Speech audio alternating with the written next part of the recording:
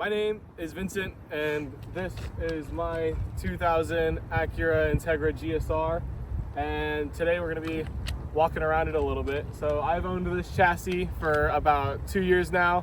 Bought it last Valentine's Day, which is why I named it Valentine. Big surprise. I call it Amo though. Bought it last Valentine's Day as a replacement for my last chassis, which sadly I kind of destroyed the front end on.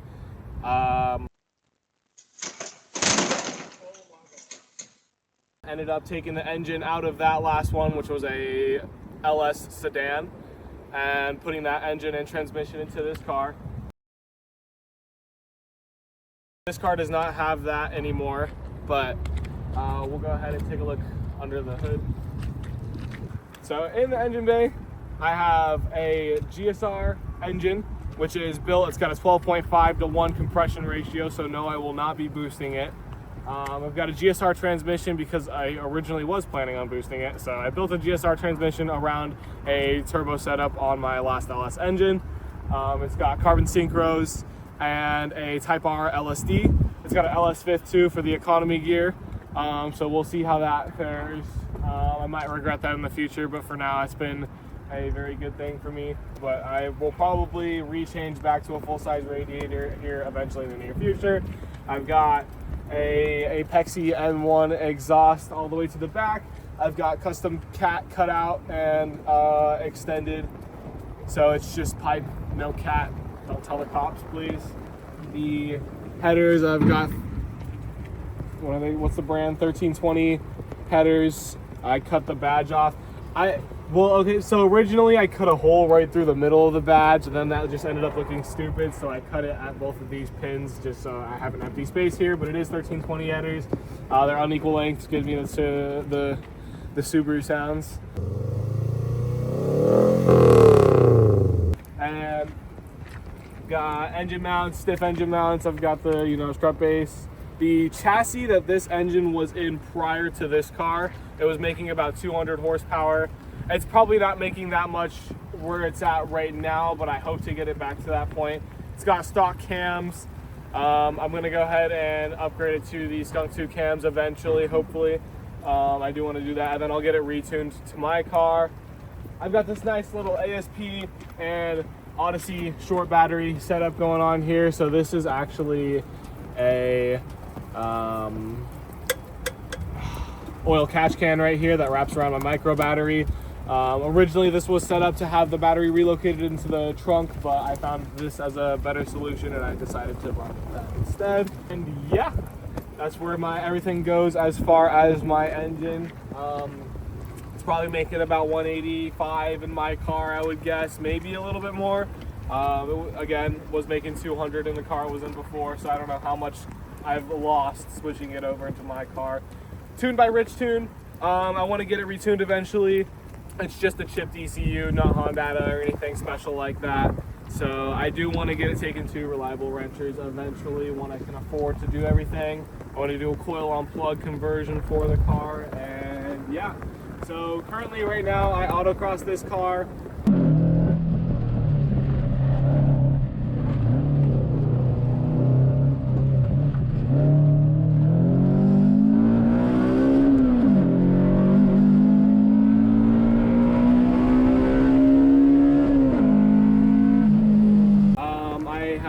Fell in love with autocross ever since I started doing it with my white car, and have just continued to do so since.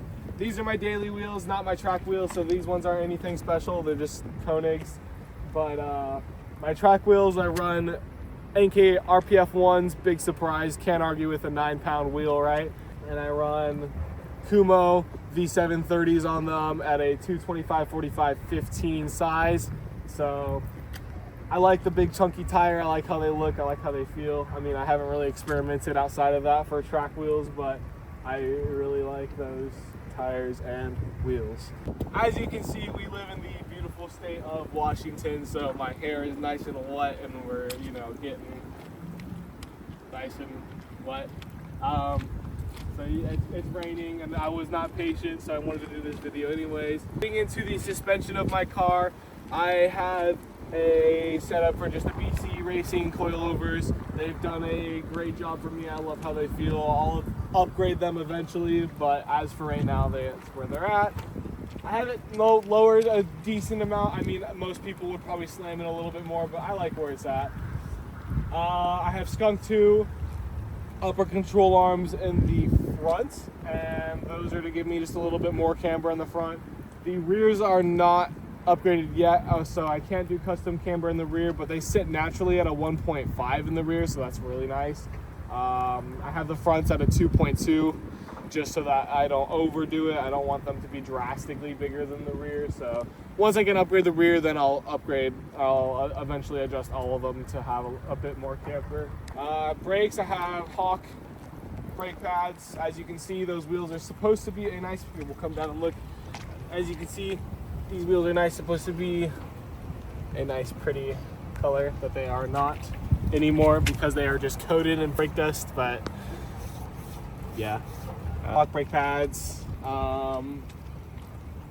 cryogenically treated rotors, whatever that means. I don't know, but I'm sure it's cool.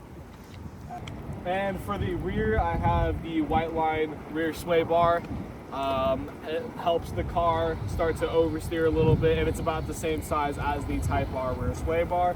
Naturally, this car has naturally the GSR can't handle a sway bar that big, so you put the ASR subframe brace in there to make sure that your rear subframe does not rip apart. As far as the outside of the car, I've got the Mugen Series 1 rep, or whatever that's called. I love how this wing looks. I've been wanting to put this wing on my car since I bought the car and since I bought my original car, but I couldn't because of my first car. It was a sedan, and if you are putting this wing on a sedan, please don't. It looks really bad. It's way too short for that car, and it does not work.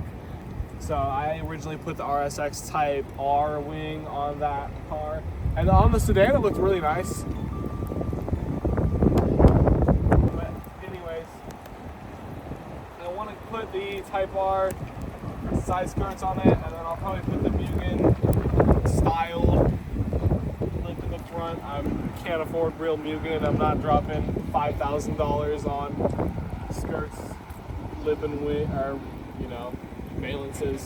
So now we are inside the car, avoiding this nice rain dumping on us as it is winter and fall and spring and everything that is not the 2, maybe 3 months inside of summer that we get.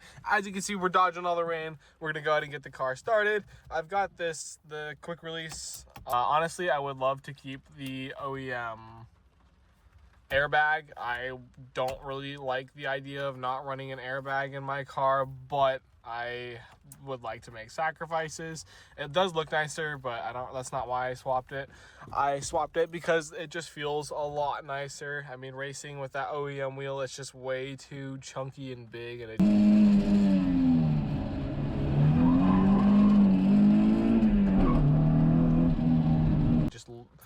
it just feels not great having both hands on that big steering wheel.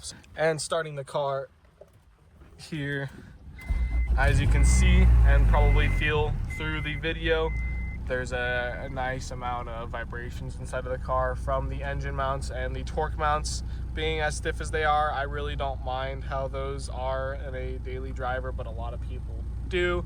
So keep that in mind if you ever decide to stiffen out your mounts. Looking at my shifter, I really like my shifting setup. Actually, I have the Hybrid Racing short shifter, and I've got the D10 springs. I've got Speed Factory D10 springs, and then the shift linkage bushings are stiffened to polyurethane. So I really love how my shifter feels. It's very nice and stiff, especially for a front wheel drive car that doesn't go straight into the transmission.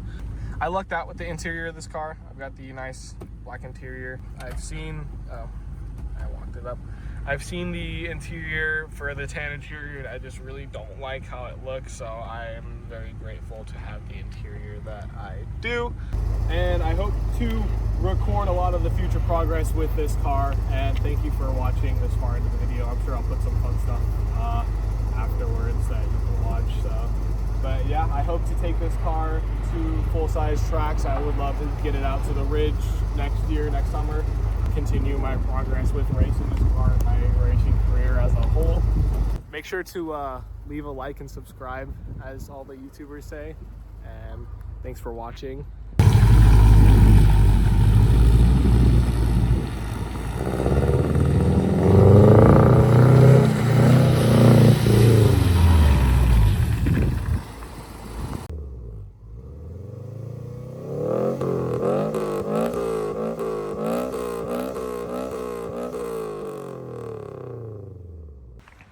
So now we are inside the car of what